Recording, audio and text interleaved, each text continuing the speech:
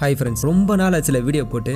ஒரு பர்சனல் விஷயங்க, அதனால அலைஞ்சிக்கிட்டு இருக்கேன். இன்னும் ஒரு மாசத்துக்கு அப்படிதான் இருக்கும். டைம் கிடைக்கும் போது கண்டிப்பா நான் வீடியோ போட்டுறேன். இன்னைக்கு நாம ரீசெண்டா வெளிவந்த DNA படத்தோட கதையை தான் பார்க்க போறோம். அதர்வாக்கு ரொம்ப நாள் கழிச்சு ஒரு நல்ல படம் கிடைச்சிருங்க. இந்த படத்தோட ஒன்னையில என்னன்னா, நான் கொஞ்சம் மேலோட்டமா சொல்லிடுறேன். நம்ம ஹீரோவுக்கு கல்யாணம் ஆயிரும். அவங்க ஒய்ஃப் இருக்காங்களே, அவங்களுக்கு கொஞ்சம் மென்டல் இஷ்யூ இருக்கும். அது என்னன்னு நான் கதையில சொல்லிடுறேன். இவங்களுக்கு கல்யாணம் ஆன பிறகு ஒரு குழந்தை பிறக்குங்க. அந்த குழந்தை பிறந்த பிறகு ஹீரோயின் கிட்ட குழந்தைய காமிச்சிட்டு அதை எடுத்துட்டு போய் இங்கு பெட்டர்ல வச்சுட்டு கொஞ்ச நேரம் கழிச்சு வந்து மறுபடியும் அவங்க கையில கொடுப்பாங்க. ஆனா இங்கு பெட்டர்ல வச்சுட்டு திரும்ப இவங்க கையில கொடுக்கும்போது பார்த்தா இது என்னோட குழந்தை இல்லைன்னு சொல்றாங்க. ஹீரோயினை யாருமே நம்பலைங்க, தன்னோட புருஷனை தவிர. இந்த குழந்தை பிறந்த உடனே கையில டேகு, கால்ல ரேக இதெல்லாம் எடுப்பாங்கல்ல, இது எல்லாமே பக்காவா இருக்கு. கூட ஹாஸ்பிட்டலோட சிசிடிவி செக் பண்ணா கூட அதுவும் கரெக்டா தான் இருக்கு. இருக்கிற எல்லா எவிடன்ஸுமே இவங்களுக்கு எதிராகவே இருக்கு. இதனால ஹீரோ என்ன பண்றாருன்னா, தன்னோட மனைவியை நம்பி DNA டெஸ்ட் எடுத்து பார்த்துறாரு. பார்த்தா ஹீரோயின் சொன்ன மாதிரி அவங்களோட குழந்தையே அது கிடையாது, யாரோ மாத்தி வச்சுட்டாங்க. இதுக்கப்புறம் ஹீரோ அவரோட குழந்தைய கண்டுபிடிச்சாரா இல்லையா, யார் அந்த குழந்தைய கடத்தினா, அதுவும் அன்னைக்கு அந்த ஆஸ்பத்திரியில 9 குழந்தை பிறந்திருக்குமா, அது எல்லாத்தையும் விட்டுட்டு குறிப்பா ஹீரோட குழந்தைய மட்டும் எதுக்கு கடத்தினாங்க, இதெல்லாம் தான் இந்த படத்தோட கதை. சரி வாங்க கதைக்குள்ள போயிடலாம். படத்தோட ஓப்பனிங்ல ஒரு 20 வருஷத்துக்கு முன்னாடி காட்டுறாங்க. ஒரு ஆளு அங்க இருக்கிற கவர்மெண்ட் ஆஸ்பத்திரியில அங்க இருக்கிற எல்லா ஸ்டாஃபுக்கும் சிஸ்டம் மூலமா வர பேஷண்டோட ரெக்கார்ட்லாம் எப்படி சேவ் பண்றேன்னு சொல்லிட்டு இருக்காரு. இவர் அந்த ஆஸ்பத்திரியில டாக்டரா இருக்காரு போல. அன்னைக்கு வேலையெல்லாம் முடிச்சுட்டு நைட்டு செமையான மழை. அந்த மலையிலயும் தூக்கத்திலே காரை ஓட்டிட்டு போயிட்டு இருக்காரு. அந்த நேரம் பார்த்து ஆப்போசிட்ல ஒரு ஸ்கூட்டி வர இவரோட கார்ல மோதி ஒரு பொண்ணு பேச்சு மூச்சு இல்லாம கீழே விழுந்து கிடக்கு. இவருக்கு என்ன பண்றதுனே தெரியல. டக்குன்னு ஆம்புலன்ஸுக்கு போன் அடிச்சு விட்டுறாரு. அந்த ஆம்புலன்ஸ் டிரைவருக்கு இந்த டாக்டர் ரொம்ப தெரியும் போல. அதனால பெருசா எதையும் காட்டிக்காம அவரோட உதவியாலேயே அந்த பொண்ணு ஆம்புலன்ஸ்ல ஏத்த திடீர்னு ஒரு குழந்தை அழுகிற சத்தம் கேக்குது. என்னன்னு போய் இவங்க 2 பேரும் பார்த்தா ரோட்டுக்கு அந்த பக்கம் தள்ளி ஒரு குழந்தை கீழே விழுந்து கிடக்கு. இது இந்த இப்ப ஒரு அடிபட்டுச்சுல அந்த அம்மா அவங்களோட குழந்தை தான் போல. சரி அதையும் தூக்கிட்டு 2 பேரும் ஆஸ்பத்திரி கிளம்பிடுறாங்க. அந்த நேரத்துல போலீஸ் வர, சார் நீங்க எதுவுமே வாய திறக்காதீங்க, எல்லாத்தையும் நான் பாத்துக்கிறேன்னு சொல்லிட்டு அந்த ஆம்புலன்ஸ் டிரைவர் இருக்காருல, அவர் போய் போலீஸ் கிட்ட ரிப்போர்ட் பண்றாரு. என்னன்னு சொல்றாருன்னா, நான் ஒரு பேஷண்ட் அட்மிட் பண்ணி ரோட்ல வந்துகிட்டு இருந்தேன். வரும்போது இந்த பொண்ணு அடிபட்டு கிடந்துச்சு. நான் எந்த காரையும் பார்க்கல. பயங்கரமான மழை வேற சார், கரண்ட் வேற இல்ல. நான் உயிரை எப்படியாச்சும் காப்பாத்தணுமேன்னு சொல்லிட்டு தான் வேகமா ஆஸ்பத்திரிக்கு எடுத்துட்டு வந்தேன்னு போய் சொல்லி விட்டுறோம். அந்த ஆள் சொன்னதையும் போலீஸ் நம்பிடுறாங்க. அந்த நேரத்துல அந்த பொண்ணுக்கு ட்ரீட்மெண்ட் பண்ணார்ல டாக்டர், அவர் வந்து பொழைக்க ரொம்ப கஷ்டம், ஒன்னும் பண்ண முடியாதுன்னு சொல்லிடுறாங்க. அதை கேட்டது போலீஸ் அங்க இருந்து கிளம்ப அதே ஆஸ்பத்திரியில ஒரு ஆள் உட்காந்துருக்காரு. அவங்களோட பொண்டாட்டிய பிரசவத்துக்காண்டி அட்மிட் பண்ணிருக்காங்களாம். பிரசவம் முடிஞ்சதுமே உள்ள இருக்கிற நர்ஸ் வேகமா வெளியே வர அவரு பையனா பொண்ணான்னு சந்தோஷமா கேட்க, ஆனா அந்த நர்ஸ் குழந்தை இறந்துருச்சு, அம்மா மட்டும் தான் காப்பாத்தணும்னு சொல்லிடுறாங்க. அதை கேட்டது அந்த ஆள் நெஞ்சில் அடிச்சுட்டு அழுகுறான். ஏன்னா இவங்களுக்கு 10 வருஷமா குழந்தையே இல்லையா. கோயிலு ஆஸ்பத்திரி இப்படி ஒன்னொன்னா ஏறி ரொம்ப நாள் கழிச்சு தன்னோட மனைவி பிரெக்னென்ட் ஆயும் இப்படி குழந்தை செத்து போச்சேன்னு சொல்லி பயங்கரமா ஃபீல் பண்ணி அழுதுகிட்டு இருக்காரு. ஆனா அவங்க ஒய்ஃப் இன்னும் மயக்க நிலையில தான் இருக்காங்க. குழந்தை செத்த விஷயம் தெரியாம இருக்கு. இந்த விஷயத்த நான் அவள்கிட்ட எப்படி சொல்லுவேன்னு சொல்லி இவர் நெஞ்சில அடிச்சுக்கிட்டே அழுக, நம்ம டாக்டருக்கு ஒரு யோசனை வருது. வேகமா டிரைவர் பையில கூப்பிட்டு, இந்த மாதிரி இந்த குழந்தைய அவங்கள்ட்ட கொடுத்துடலாம், அவங்களுக்கு தான் குழந்தை இல்லையில, இதே நம்மளால ஒன்றும் பண்ண முடியாதுன்னு சொல்ல அந்த ஆளுக்கு சந்தோஷம் தாங்க முடியல. நல்லதா போச்சுன்னு சொல்லிட்டு அந்த குழந்தையும் இவர் வாங்கிக்கிறாரு. அன்னைக்கு விடிஞ்சும் போச்சு. டாக்டர் வெளியே வந்து ஃபீல் பண்ணிட்டு நிக்க, டிரைவர்காரை வந்து, அதான் எல்லாம் முடிஞ்சுல, நீங்க தான் தப்பிச்சிட்டீங்களே, அப்புறம் ஏன் ஃபீல் பண்றீங்கன்னு கேட்க, நம்ம டாக்டர் தப்பு செஞ்சவங்க அவனும் தப்பிக்கிறது இல்ல, என்ன தண்டனை கொஞ்சம் தள்ளி போகும் அப்படின்ற மாதிரி சொல்றாரு. அப்படியே கட் பண்ண இப்போ நிகழ்காலத்தை காட்டுறாங்க. நம்ம ஹீரோ அவங்களோட ஃப்ரெண்ட்ஸு கூட ஒயின் ஷாப்ல உட்காந்து பயங்கரமா தண்ணி அடிச்சிட்டு இருக்காரு. ஏன்னா இவர் ஒரு பொண்ணை சின்சியரா லவ் பண்ணிட்டு இருந்தாரு, அவங்களும் இவரை லவ் பண்ணிருக்காங்க. ஆனா அவங்க லவ்வர் இன்னொருத்தவங்களை கல்யாணம் முடிச்சுட்டு போயிட்டாங்களாம். கிட்டத்தட்ட 1 வருஷம் ஆச்சான். அந்த 1 வருஷத்துல இருந்து இப்ப வரைக்கும் இவர் தினமும் பயங்கரமா குடிச்சிட்டே இருப்பாராம். இந்த விஷயம்லாம் நம்மளுக்கு சொல்லி முடிக்க இதுக்கப்புறம் நம்ம ஹீரோவோட ஃபேமிலியை காட்டுறாங்க. நம்ம சேத்தன் இருக்காருல, அவர் தான் ஹீரோவோட அப்பா. அவருக்கு ஒரு தம்பி இருக்காங்க போல. எல்லாரும் உட்காந்து சாப்பிட்டுக்கிட்டு இருக்காங்க. தம்பிக்காரன் கொஞ்சம் மெச்சூரா இருக்கான். அந்த நேரத்துல நம்ம ஹீரோ உள்ள வந்துடுறாரு. பயங்கரமா குடிச்சிட்டு செம்ம போதையில தள்ளாடிக்கிட்டே வராரு. ஃபேமிலி இருக்கிற எல்லாருமே நம்ம ஹீரோவை தான் பாக்குறாங்க. யாருமே எதுவும் கண்டுக்கல. ஆனா அம்மா பாசம் இருக்கும்ல, அம்மா மட்டும் நம்ம ஹீரோவை சாப்பிட்டு போன்னு சொல்ல நம்ம ஹீரோ தட்டு தடு மாதிரி சேர்ல வந்து உட்கார்றாரு. ஹீரோட அப்பா இளைய மகனை பார்த்து அதை பண்ணிட்டா இதை பண்ணிட்டான்னு கேட்க அவன் டென்ஷன் ஆயிடுறான். இந்த வீட்டுல நான் ஒருத்தன் மட்டும்தான் இருக்கனா, என்னைய தான் எல்லாரும் கேட்பீங்களா, ஏன் இவனை கேட்க வேண்டியதானே, பாருங்க கஞ்சி அடிச்சுட்டு வந்து உட்காந்துருக்கான், யாராச்சும் ஒரு வார்த்தை அவனை கேட்கறீங்களான்னு கேட்க நம்ம ஹீரோட அப்பா டென்ஷன் ஆயிடுறாரு. எனக்கு சம்பந்தமான விஷயத்த நான் எதுவும் கண்டுக்கிறது இல்லைன்னு சொல்ல நம்ம ஹீரோ நடக்கிறத புரிஞ்சுட்டு அங்கிருந்து கிளம்ப பாக்குறாரு. அந்த நேரத்துல தம்பிக்காரன் வாய விட நம்ம ஹீரோவுக்கு ஒரு மாதிரி ஆயிடுச்சு. இந்தடா இங்க நானா வந்து உட்காந்தனா, போதையில இருக்கேன் தானே தள்ளி போனேன், சும்மா போறவனை கூப்பிட்டு உட்கார வச்சு அப்பனுமான என்ன கிளாஸ் எடுக்கிறீங்களான்னு கேட்க ஹீரோட அப்பாவுக்கு ஒரு மாதிரி ஆயிடுது. ஹீரோவை பிடிச்சி கண்ட மணிக்கு திட்டி விட்டுறாரு. ஏண்டா அவனும் ஏன் புள்ள தானே, எவ்வளவு பொறுப்பா இருக்கான், ஒரு பொம்பளை புள்ள உன்னை ஏமாத்தினதுக்காண்டி இப்படி சட்டையை கிழிச்சிட்டு குடிச்சு திரியே, உன்னைய சோத்த போட்டு தானே வளர்த்தேன், இல்ல எனக்கு தெரியாம வேற ஏதாச்சும் எடுத்து தின்ட்டியான்னு கேட்க ஹீரோ டென்ஷன் ஆயிட்டு அங்க இருந்து கிளம்புறாரு. தள்ளாடிக்கிட்டே வெளியே போக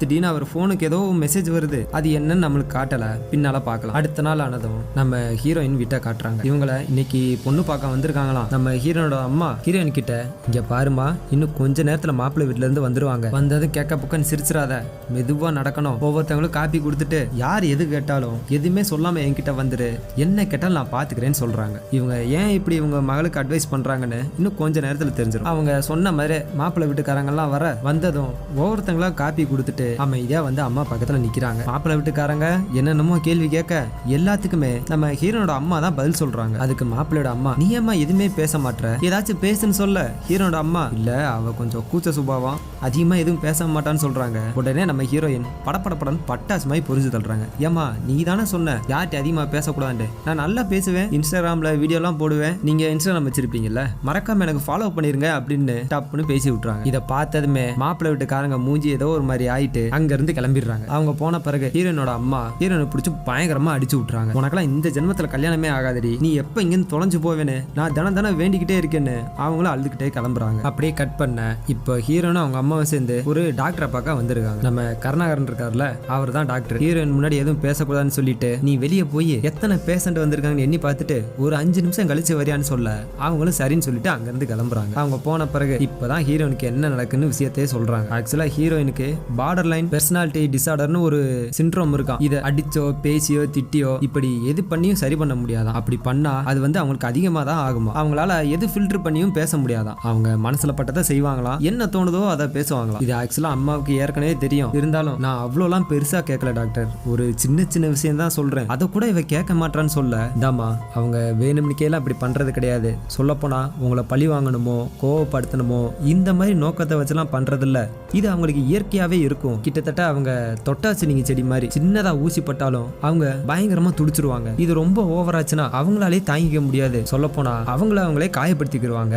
அதனால சப்போஸ் யாராச்சும் பொண்ணு பார்க்க வந்தாங்கன்னா அவங்க குடும்பத்துல நீங்க உண்மையை சொல்லி கல்யாணம் முடிச்சு கொடுத்துருங்க, மறக்காம மெடிடேஷனை கண்டினியூ பண்ணிக்கிட்டே இருங்கன்னு சொல்லி முடிச்சதோ நம்ம ஹீரோயின் உள்ள வந்துடுறாங்க. மொத்தம் 9 பேர் வந்திருக்காங்கன்னு சொல்ல, ஓ 9 பேரானு அவர் கேட்க, நான் வேணா திருப்பி போயிட்டு வரவான்னு கேட்கறாங்க. அதுக்கு நம்மளால வேணா உட்காருன்னு சொல்லிடுறாரு. உங்களுக்கு லாஸ்ட் டைம் மருந்து எழுதி கொடுத்தேன்ல அந்த சீட்டு இருக்கான்னு கேட்க அவங்க எடுத்துட்டு வரல அப்படின்ற மாதிரி சொல்றாங்க. ஆனா நம்ம ஹீரோயின் எல்லா மருந்து ஞாபகம் வச்சிருக்காங்க. பத்தாதுக்கு எந்தெந்த மருந்த எப்பப்பெல்லாம் போடணும்ன்றத எல்லாத்தையுமே கரெக்டா சொல்லிடுறாங்க. நம்ம ஹீரோயின் கிட்டத்தட்ட குழந்தை மாதிரிங்க, எல்லாருக்கும் புரியுற மாதிரி சொல்லணும்னா ஷார்ட் டெம்பர். இதெல்லாம் முடிஞ்ச பிறகு அன்னைக்கு நைட் ஆயிருது. நம்ம ஹீரோ இருக்காருல, வீட்டுல இருந்து வெளியே வந்து இந்த ரோட்ல பிச்சைக்காரங்க கூட தங்கிட்டு இருக்காரு, அதுவும் சர்ச்சு கீழே. இந்த விஷயம் ஃப்ரெண்டுக்காரங்களுக்கு தெரிஞ்சதும் இவங்க எல்லாரும் அதே இடத்துக்கு வந்துட்டு ஹீரோவை கூப்பிட்டு போய் நல்லா சரக்கு வாங்கி கொடுத்துட்டு வீட்டுக்கு கொண்டு வந்துடுறாங்க. ஏன்னா சரக்கு வாங்கி கொடுக்கலன்னா நம்மளால அந்த இடத்த விட்டு அசைய மாட்டாரு. அதனால பயங்கரமா குடிச்சிட்டு தட்டு தடுமாறி ஃப்ரெண்ட்ஸும் கூட வீட்டுக்கு வந்துகிட்டு இருக்காரு. அந்த நேரம் பார்த்து இந்த 2வது பையன் இருக்கான்ல, அவங்களுக்கு யாரோ ஒரு பொண்ணை பேசி முடிச்சிருக்காங்களாம்.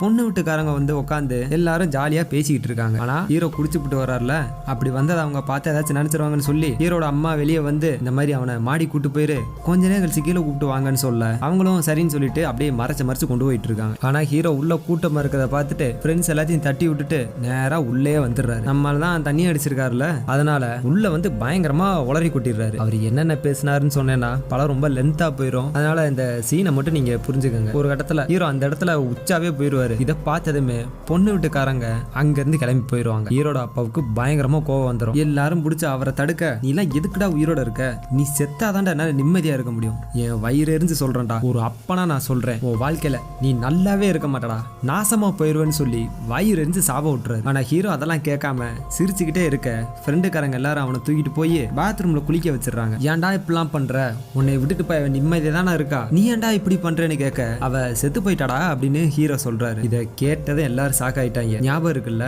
ஹீரோ ஃபர்ஸ்ட் டைம் வீட்டை விட்டு வெளியே வரும்போது செல்லுக்கு ஏதோ மெசேஜ் வரும்ல, அதை ஓபன் பண்ணி பார்த்துருப்பாங்க. நமக்கு அதை காட்டாம விட்டுருப்பாங்க. அதுல என்ன இருந்திருக்குன்னா, இந்த மாதிரி இவங்க லவ்வர் இன்னொருத்தனை கல்யாணம் பிடிச்சிட்டு போனாங்கல்ல, அவன் பயங்கரமா கொடுமைப்படுத்திட்டானா. நாளுக்கு நாள் டார்ச்சர் ரொம்ப தாங்க முடியல. எவ்வளவோ தடவை ஹீரோவுக்கு கால் பண்ண ட்ரை பண்ணிருப்பாங்களாம். ஆனா ஹீரோ எடுத்துருக்கவே மாட்டேன்ட்டாராம். இதனால அவங்களுக்கு டெய்லி வீடியோ அனுப்பி ஒரு கட்டத்துல இந்த வீடியோ பார்க்கும்போது நான் சூசைட் பண்ணி செத்து போற தவிர எனக்கு வழி இல்லைன்னு சொல்லியிருப்பாங்க. சொன்ன மாதிரி அவங்களும் செத்தும் போயிருந்திருப்பாங்க. இதை எல்லாத்தையும் ஃப்ரெண்டுக்காரன் கிட்ட சொல்ல இப்படியே கொஞ்சம் நாள் ஆகுது. ஹீரோவை இந்த யோகா பண்ணுவாங்கல்ல அந்த இடத்துல சேர்த்து விட்டு மெடிடேஷன்லாம் பண்ணி கொஞ்சம் கொஞ்சமா திருத்துறான்னு சொல்லி ஏற்பாடு பண்ணிக்கிட்டு இருக்காங்க. அதே நேரத்துல ஹீரோவுக்கு பொண்ணு பார்க்க ஆரம்பிச்சிட்டாங்க. நாம நினைச்ச மாதிரியே ஹீரோயினை தான் செலக்ட் பண்ணி வச்சிருக்காங்க. ஹீரோனோட அம்மாவும் ஹீரோனுக்கு இப்படி ஒரு வியாதி இருக்கிறத சொல்லிடுறாங்க. ஹீரோட அம்மா அம்மா எவ்வளவோ வேணான்னு சொல்றாங்க, உன் மகனுக்கு இந்த மாதிரி அமைஞ்சாதான் உண்டு, பேசாம இந்த பொண்ணையே அவனை கல்யாணம் பண்ணி வச்சலான்னு சொல்லி ஹீரோட அப்பா சொல்லிடுறாரு. ஒரு கட்டத்துல இவங்க பொண்ணு பார்க்கவும் போயிடுறாங்க. நம்ம ஹீரோ மீசை தடியெல்லாம் வெட்டிட்டு நல்லா அழகா வந்து உட்காந்துருக்காரு. வழக்கம் போல நம்ம ஹீரோயின் டீ எல்லாம் எடுத்துட்டு வந்துட்டு எல்லாத்தையும் கொடுக்க நம்ம ஹீரோ இன்னும் அந்த அதிர்ச்சியில இருந்து வெளியே வராமே இருக்காரு. பொண்ணு பிடிச்சிருக்கான்னு கேட்க நம்ம ஹீரோ எந்த பதிலுமே சொல்லல. ஆனா ஹீரோட அப்பா, எங்களுக்கு பொண்ணு பிடிச்சு போச்சு, ஆனா ஒரே விஷயம், எவ்வளவு சீக்கிரம் முடியுதோ அவ்வளவு சீக்கிரம் கல்யாணத்தை வச்சிடலாம் அப்படின்ற மாதிரி சொல்லிடுறாரு. சொன்ன மாதிரி கல்யாண ஏற்பாடும் பண்ணிட்டாங்க. முதல் நாள் நைட்டு நிச்சயதார்த்தம். எல்லாரும் வந்து போட்டோ எடுத்து கிஃப்ட் எல்லாம் கொடுக்க நம்ம ஹீரோயின் தான் குழந்தை கேரக்டர் ஆச்சு. அதனால வரவங்க போறவங்க எல்லாத்தையும் சந்தோஷமா கிஃப்ட வாங்குறாங்க. நம்ம ஹீரோ பக்கத்துல வந்து ஒட்டி நின்னுக்கிறாங்க. நம்ம ஹீரோ ரொம்ப பிடிச்சு போச்சு போல. ஆனா நம்ம ஹீரோ தான் உம்முன்னே நிக்கிறாரு. மத்த பொண்ணா இருந்தா நேரம் டென்ஷன் ஆயிருப்பாங்கல்ல. ஆனா இவங்களுக்கு அதை வெளிப்படுத்த தெரியாதனால சரி நம்மளே வாங்கிக்கலாம்னு சொல்லிட்டு எல்லாத்தையும் வாங்கிட்டு இருக்காங்க. அன்னைக்கு நைட்டு சாப்பாடு முடிஞ்சதும் ஹீரோட ஃப்ரெண்ட் எல்லாம் இருக்காங்கல்ல, அவங்க வந்து கையை கழுவிட்டு இருக்காங்க. அந்த நேரம் பார்த்து பக்கத்துல இருக்க எல்லாரும் ஒரு வழியா அந்த லூசை எப்படியோ இவன் தலையில கட்டி விட்டாங்க, அவங்க வீட்டுக்கு சொன்னா இல்லையான்னு தெரியலன்ற மாதிரி பேசிக்கிட்டு இருக்காங்க. இது எல்லாத்தையும் ஃப்ரெண்டுக்காரங்க கேட்டுறாங்க. நம்ம நண்பனை போய் ஒரு லூசு கிட்ட போய் கல்யாணம் முடிச்சு கொடுக்கலாமான்னு சொல்லி வேகமா வந்து ஹீரோட அப்பா கிட்ட பஞ்சாயத்து வைக்கிறாரு. இந்த விஷயம் எல்லாரோட காதுக்கும் போக, ஏன் உங்க மாப்பிள்ள மட்டும் ஒழுக்கமா, இவன் சரியான தண்ணி வண்டி ஆச்சாம, இவனுக்கெல்லாம் யாரு பொண்ணு கொடுப்பா, எங்க பொண்ணே பெருசுன்னு ஆளாளுக்கு ஒன்னு பேசிக்கிட்டு இருக்க. நம்ம ஹீரோட அப்பா சம்மதிக்கவே மாட்டாரு. நீ என்னதான் சொல்லு, அந்த பொண்ணை தான் என் பையனை கல்யாணம் முடிச்சு வைப்பேன், தயவு செஞ்சு எங்க விஷயத்தை தலையிடாதான்னு சொல்ல ஃப்ரெண்டுக்காரங்க, அப்படிலாம் விட முடியாதுப்பா, அவன் எங்களோட ஃப்ரெண்டு, அவன் வாழ்க்கை எங்களுக்கு ரொம்ப முக்கியம், நான் போய் ஸ்ட்ரைட்டா அவன்கிட்டே பேசிக்கிறேன்னு சொல்லி நேரா ஹீரோ கிட்ட வர இப்ப ஹீரோயினா காட்டுறாங்க. இது எல்லாத்தையும் பார்த்துட்டு கண் கலங்கி நிக்கிறாங்க. கல்யாணம் மேடம் முடியா வந்தாச்சு, ஒருவேளை இவன் நம்மளை விட்டுட்டு போயிடுவான்னு சொல்லி ஹீரோவை பார்த்த மாதிரி அழுதுகிட்டே நிக்க நம்ம ஹீரோ அங்கிருந்து கிளம்புற மாதிரி காட்டுறாங்க. வாழ்க்கையே போச்சுன்னு நினைக்க திடீர்னு பார்த்தா நம்ம ஹீரோட கையை பிடிச்சி இழுத்துட்டு வந்து மேடைக்கு நடுவுல நின்று, இங்க பாருங்க, என்னை பத்தி யாரும் கவலைப்பட வேணாம், எனக்கு இவங்களை ரொம்ப பிடிச்சு போச்சு, இவங்க கூட வாழ்ந்தா என் வாழ்க்கை சந்தோஷமா இருக்குன்னு எனக்கு தோணுது, அதனால தயவு செஞ்சு யாரும் பிரச்சனை பண்ணாதீங்க, நான் இவங்களே கல்யாணம் பண்ணிக்கிறேன்னு சொல்லிடுறாரு. அப்படியே ஃப்ரெண்டுக்காரங்களையும் பார்த்துட்டு, நீ ஒன்றும் கவலைப்படாதரா, என் வாழ்க்கை நல்லா இருக்குன்னு சொல்ல நம்ம ஹீரோயினுக்கு சந்தோஷம் தாங்க முடியல. நம்ம ஹீரோ இப்போ ரொம்ப பிடிச்சு போச்சு, கல்யாணமும் நல்லபடியா நடந்துருது. நம்ம ஹீரோ முதல் தடவையா ரொம்ப நாள் கழிச்சு சிரிக்க ஆரம்பிக்கிறார். இப்படியே வாழ்க்கை கொஞ்சம் கொஞ்சமா சந்தோஷமா போயிட்டு இருக்கு. நம்ம ஹீரோ ஒரு இடத்துல வேலை தேடிட்டாரு. இவங்க தனியா ஒரு வீட்டுல வந்து சந்தோஷமா வாழ்ந்துகிட்டு இருக்காங்க. இடையில ஹீரோட ஃப்ரெண்ட்ஸ் எல்லாரும் வந்து போவாங்க. ஒரு கட்டத்துல நம்ம ஹீரோயின் மாசம் ஆயிடுறாங்க. அந்த விஷயத்த ரெண்டு ஃபேமிலி கிட்டே சொல்ல நம்ம ஹீரோட அப்பாவுக்கு கொஞ்சம் மன கஷ்டமா இருக்கு. ஏன்னா பெத்த மகனே நாசமா போயிருவேன்னு சொல்லி சாபம் விட்டுருப்பார்ல. இதை கேட்டதும் அவருக்கு சந்தோஷப்படுறதா நம்ம ஹீரோட மூஞ்சில போய் எப்படி முழிப்புன்ற மாதிரி உட்காந்துருக்காரு. கிட்டத்தட்ட நம்ம ஹீரோயினுக்கும் அதே நிலைமை தான். ஆனா இவங்க ரெண்டு பேரும் நல்லா சந்தோஷமா இருக்காங்க. ஒரு கட்டத்துல நம்ம ஹீரோயின் கேக்குறாங்க, இல்ல நமக்கு பிறக்க போற குழந்தையும் என்ன மாதிரியே இருந்துச்சுன்னா அது ரொம்ப பாவம்ல, எல்லாரும் திட்டுவாங்க அடிப்பாங்கன்னு சொல்ல நம்ம ஹீரோ அப்படிலாம் நடக்காதுன்னு சொல்றாரு. சரி என்ன நடந்தாலும் நீ பாத்துக்கிறீங்களன்னு கேட்க நம்ம ஆளு சரின்னு சொல்லிடுறாரு. அப்படியே கட் பண்ண இப்போ கவர்மெண்ட் ஆஸ்பத்திரியை காட்டுறாங்க. ஒரு புது கேரக்டர் உள்ள என்ட்ரி ஆகுது. ஒரு வயசான அம்மா, இந்த குழந்தை பிறந்துக்கும்ல வார்டு, அங்க போயிட்டு கட்டப்பையில இந்த முறுக்கு அதெல்லாம் வச்சு வித்துக்கிட்டு இருப்பாங்க. ஆனா இந்த கிழவி அதுக்காக வரலைங்க, உள்ள ஏதாச்சும் குழந்தை இருக்கான்னு பாக்கறக்காண்டி வந்திருக்கு. நோட்டை விட்டுட்டு வந்து வெளியே உட்கார கொஞ்ச நேரம் கழிச்சு அந்த ஆஸ்பத்திரியில ஏதோ சின்ன சம்பவமா ஆக்சிடென்டா நடக்குது. எல்லாரும் அதை நோக்கி போக ஒரு குழந்தை பிறந்திருக்கும். அதோட அம்மா அதை பார்க்கலான்ட்டு அந்த பக்கம் போக இந்த கிழவி அப்படியே ஜன்னல் வழியா வந்து அந்த குழந்தைய எடுத்துட்டு இதோட கட்டப்பையில போட்டுட்டு அங்க இருந்து கிளம்பிருப்போம். இதில் திருட்டு கிழவியா இருக்கும் போல எடுத்துட்டு வந்து நேரா அவங்க மக இருப்பாங்க போல அதுகிட்ட கொடுத்துருது. குழந்தை பசியில் அழுகிறனால இவங்க தாய்ப்பால் கொடுக்க கொண்டு போயிட்டாங்க. அப்படியே கட் பண்ண இப்ப நம்ம ஹீரோயினுக்கும் பிரசவ வலி வந்துருது. அந்த ஊர்ல ஒரு ஃபேமஸான ஆஸ்பத்திரியில சேர்த்திருக்காங்க. ஹீரோவோட குடும்பம், ஹீரோயினோட குடும்பம், ஹீரோட ஃப்ரெண்ட்ஸ், இப்படி எல்லாருமே அந்த பிரசவ வார்டில் தான் இருப்பாங்க. சொல்ல மாட்டேன்ல, நம்ம ஹீரோட தம்பி இருக்கார்ல, அவருக்கும் நல்லபடியா கல்யாணமும் ஆயிடுச்சு. உள்ள ஹீரோயின் பயங்கரமா கத்திக்கிட்டு இருக்க ஒரு வழியா ஒரு ஆம்பளை குழந்தையும் பிறந்துருது. அந்த குழந்தைய தூக்கி நம்ம ஹீரோயின் மேல கொடுக்க அவங்க வாங்கி கொஞ்ச நேரம் கையில வச்சிருக்க, இந்த குழந்தை பிறந்தா கையில டேக் எல்லாம் போடுவாங்கல்ல, அதெல்லாம் போட்டு குழந்தையோட எல்லா டீடைலையும் சிஸ்டம்ல என்ட்ரி பண்ணிட்டு இங்கு பெட்ரோல வைக்கிறதுக்காண்டி குழந்தைய வாங்கிட்டு அங்க இருந்து வெளியே வராங்க. வெளியே வந்து எல்லார் கையிலும் குழந்தைய கொடுத்துட்டு அதை அந்த இங்கு பெட்ல போறதுக்கு எடுத்துட்டு போறாங்க. பின்னாடியே அந்த டாக்டர் அம்மாவும் வருது. இதெல்லாம் நடந்துகிட்டு இருக்க அந்த கிளவி இங்கேயும் வந்துருது கையில கட்டப்பைய தூக்கிட்டு. ஒரு டாக்டர் சந்தேகப்பட்டு அதோட பையெல்லாம் செக் பண்ணி பாக்குறாரு. ஆனா பையில குழந்தை எதுவும் இல்ல. அந்த கிளவி ஆஸ்பத்திரில இருந்து வெளியே போகுது. அதே நேரத்துல இந்த பக்கம் அந்த குழந்தையும் காட்டுறாங்க. இங்கு இன்குபேட்டர்ல வச்சிருந்த குழந்தைய தூக்கிட்டு போயிட்டு மறுபடியும் அம்மா கிட்ட தாய்ப்பால் கொடுக்கறக்காண்டி எடுத்துட்டு போறாங்க. உள்ள ஹீரோனும் அவங்க அம்மாவும் இருக்க நம்ம ஹீரோவும் என்ட்ரி ஆயிடுறாரு. இந்த நர்சம்மா வந்து குழந்தைய கொடுத்துட்டு பாலை கொடுன்னு சொல்ல இவங்க குழந்தைய வாங்கிட்டு கொஞ்ச நேரம் கையில வச்சு பார்த்துட்டு ஆமா இது யார் குழந்தை அப்படின்ற மாதிரி கேக்குறாங்க. எல்லாருக்கும் மூஞ்சி ஒரு மாதிரி போயிருது. ஆனா நம்ம ஹீரோ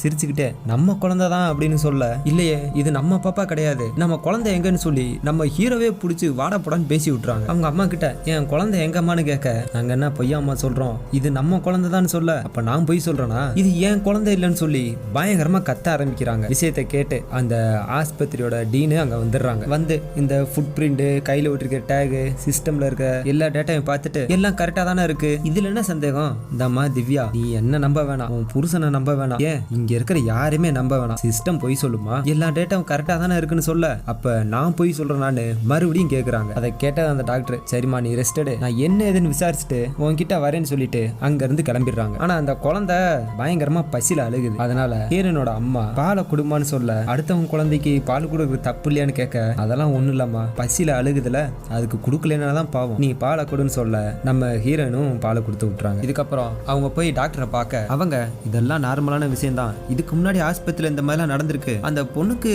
ப்ரீவியஸா ஏதாச்சும் மென்டல் இஷ்யூ இருக்கா அப்படின்னு கேட்க இவங்க கல்யாணத்துக்கு முன்னாடி இருந்துச்சு ஆனா கல்யாணத்துக்கு அப்புறம் நல்லா தான் இருந்தான்னு சொல்றாங்க. அதை கேட்டதும் இதையே நீங்க முன்னாடியே சொல்லல சொல்லியிருந்தா அதுக்கு ஏத்த மாதிரி நாங்க மருந்துனாச்சும் கொடுத்துருப்போம்ல இந்த மாதிரி விஷயம் நடக்கலாம் சகஜம் தான் முடிஞ்ச அளவுக்கு ட்ரை பண்ணி பார்க்கலான்னு சொல்ல திடீர்னு ஆஸ்பத்திரியில பயங்கரமா சத்தம்லாம் கேக்குது. என்னன்னு போய் பார்த்தா நம்ம ஹீரோயின் ஒரு வாரடா போய் அங்க இருக்கிற குழந்தை எல்லாத்தையும் எடுத்து செக் பண்ணிக்கிட்டு இருக்காங்க. அந்த குழந்தையோட அம்மா என் குழந்தைய கொடுன்னு சொல்லி கத்திக்கிட்டு இருக்க நம்ம ஹீரோ வந்து ஒரு வழியா நம்ம ஹீரோனை சமாதானப்படுத்திட்டு கூட்டு போறாரு. இதை பார்த்தது அந்த டீன் டென்ஷன் ஆயிட்டு ஆஸ்பத்திரியில இப்பெல்லாம் அந்த பொண்ணு பண்ணிக்கிட்டு இருக்கு நீங்க உடனே டிஸ்சார்ஜ் பண்ணிருங்க அப்படி இப்படின்னு சொல்லி கத்தி விட்டுருது. ஆனா இந்த பக்கம் நம்ம ஹீரோயின் குப்பை திட்டிலாம் போய் செக் பண்ணிக்கிட்டு இருக்காங்க. அதை பார்த்து ஹீரோவும் உள்ள கூப்பிட்டு வர சரி டிஸ்சார்ஜ் பண்ணலாம்னு சொல்லிட்டு கவுண்டர்ல போய் பில்லு கட்ட போறாரு. அப்படி வரிசையில நிக்கும் போது ஒருவேளை தான் பொண்டாட்டி சொல்றது உண்மையா இருக்குமோன்னு நினைச்சுக்கிட்டு இருக்காரு. ஏன்னா பெத்த அம்மா அப்பாவோட இப்ப தன்னோட பொண்டாட்டிய ஹீரோ முழுசா நம்புறதுனால பில்ல கட்டாம அங்க இருந்து கிளம்பி நேரா போய் போலீஸ கூப்பிட்டு வந்துடுறாரு. போலீஸ் வந்து எல்லாத்தையும் விசாரிக்க அந்த டீனு கேமரால எடுத்து காட்டிடுது. இங்க பாருங்க உள்ள இருந்து குழந்தை எடுத்து வந்துச்சு இன்குபேட்டர்ல போட்டுச்சு மறுபடியும் எடுத்துட்டு வந்துருச்சு இடையில எந்த தப்புமே நடக்கல இவங்க போயிட்டு வர டைம் எல்லாம் நார்மலான டைம் தான் அப்படி இப்படி சொல்லி எல்லாத்தையும் காட்ட போலீஸும் மத்தவங்க எல்லாத்தையும் விசாரிக்கிறாங்க. இதுக்கப்புறம் ஹீரோ கூப்பிட்டு உட்கார வச்சு இங்க பாருப்பா ஆஸ்பத்திரி சைடு இருந்து எல்லாமே கரெக்டா தான் இருக்கு நாங்களும் விசாரிச்சுட்டோம் பேசாம ஒய்ஃப் நீ கன்வின்ஸ் பண்ணுன்னு சொல்ல நம்ம ஹீரோ நம்ப மாட்டாரு. சரி வேற என்ன உனக்கு ஏதாச்சும் காசு ஈசு வேணுமா காம்ப்ரமைஸ் ஏதாச்சும் பேசட்டான்னு சொல்ல நம்ம ஹீரோ டென்ஷன் ஆயிட்டு எனக்கு என் குழந்தை தான் வேணும்னு சொல்றாரு. அதுக்கு அந்த போலீஸ் ஹீரோட ஃப்ரெண்டை பார்த்து எப்பா நீ லாயர் தானே இதெல்லாம் சொல்ல மாட்டியான்னு கேட்க அவரும் ஏண்டா அந்த பிள்ளைதான் ஏதோ லூஸ் மாதிரி உலகிட்டு இருக்குன்னா நீ ஏண்டா இப்படி பண்றேன்னு கேட்க நம்ம ஹீரோ டென்ஷன் ஆயிடுறாரு. அதுக்கு அந்த போலீஸ் இங்க பாருப்பா உங்க 2 பேத்த தவிர ஏன் அந்த பிள்ளையோட அப்பா அம்மா கூட யாருமே கம்ப்ளைண்ட் கொடுக்கல முதல்ல உனக்கு உன் குழந்தை இல்லைன்னு தோணுதான்னு கேட்க நம்ம ஹீரோ அமைதியாவே இருக்காரு. ஸ்ட்ரைட்டா போயிட்டு தன்னோட பொண்டாட்டியை எப்படியோ கான்ஃபர்மைஸ் பண்ணிட்டு அங்க இருந்த குழந்தையோட வீட்டுக்கு கூப்பிட்டு வந்துடுறாரு. வீட்டுக்கு வந்த பிறகு ஹீரோ நடந்தது எல்லாத்தையும் யோசிச்சு பாக்குறாரு. சரி டிஎன்ஏ டெஸ்ட் எடுத்து பார்த்தலாம்னு சொல்லிட்டு அந்த போலீஸுக்கே கால் பண்ணி ஐடியா கேட்கிறாரு. அது பெரிய ப்ராசஸ் நீங்க கம்ப்ளைண்ட் கொடுத்து ஆர்டர் வந்து அதுக்கப்புறம் கவர்மெண்ட் ஆஸ்பத்திரிக்கு போயிட்டு கிட்டத்தட்ட 2-3 மாசம் ஆயிரும் நீங்க பேசாம பிரைவேட்ல ட்ரை பண்ணுங்கன்னு சொல்ல அதுக்கு கூட 2 வாரம் ஆயிருமா. ஆனா அதை கேட்டதும் ஃப்ரெண்டுக்காரன் பிடிச்சி திட்ட இதெல்லாம் பண்ணலனா என் பொண்டாட்டி செத்துருவாடா அப்படின்னு சொல்றாரு. இதுக்கப்புறம் ஹீரோ அவர் ஃப்ரெண்டும் நேரா போய் ஒரு ஏஜென்ட்டை பாக்குறாங்க. இவர் ஆக்சுவலா இந்த ஃபாரன்சிக்ல இருந்தவராம். நீங்க பிரைவேட்ல போனா கிட்டத்தட்ட 10 நாள் ஆகும்னு சொல்ல ஹீரோ எனக்கு சீக்கிரம் வேணும்னு கேட்டதுனால அதுக்கு கொஞ்சம் பணம் செலவு பண்ணணும்னு சொல்லிட்டு அப்படி பண்ணா 48 மணி நேரத்துல வாங்கிடலாம். ஆனா அதை கவர்மெண்ட் ப்ரூஃபா எடுத்துக்கிடுவாங்க இருந்தாலும் அவங்களும் ஆபீஷியலா கவர்மெண்ட் ஒரு டெஸ்ட் எடுக்க சொல்லுவாங்கன்னு சொல்ல ஹீரோவும் சரின்னு சொல்லிடுறாரு. இது எல்லாத்தையும் சொல்லிட்டு ஒரு கவரை கொடுத்து சாம்பிளை கலெக்ட் பண்ணிட்டு வர சொல்றாரு. ஹீரோவும் வீட்டுக்கு போயிட்டு அந்த குழந்தையோட முடி நம்ம ஹீரோனோட முடி இது எல்லாத்தையும் கட் பண்ணி எடுத்துட்டு டெஸ்ட்டுக்கு கொடுத்துறாரு. சொன்ன மாதிரி 2 நாள் ரிப்போர்ட் வர பார்த்தா நம்ம ஹீரோயின் சொன்ன மாதிரி தான் அந்த குழந்தை அவங்களோடது கிடையாது. நல்ல வேலை ஹீரோ இதை நம்பினாரு. 1க்கு 2 ஆஸ்பத்திரியில ரிப்போர்ட்டை வாங்கிட்டு நேரா போலீஸ் ஸ்டேஷன் போய் கம்ப்ளைண்ட் கொடுக்கலான்னு போறாரு. அதை வாங்கி பார்த்துட்டு அங்க இருக்கிற ஒரு போலீஸை கூப்பிட்டு கம்ப்ளைண்ட் எழுதி வாங்க சொல்றாரு. ஆனா இவரு இன்னும் 3 வாரத்துல ரிட்டையர் ஆகிறாராம். இந்த நேரத்துல எதுக்கு சார்னு கேட்க இங்க பாரியா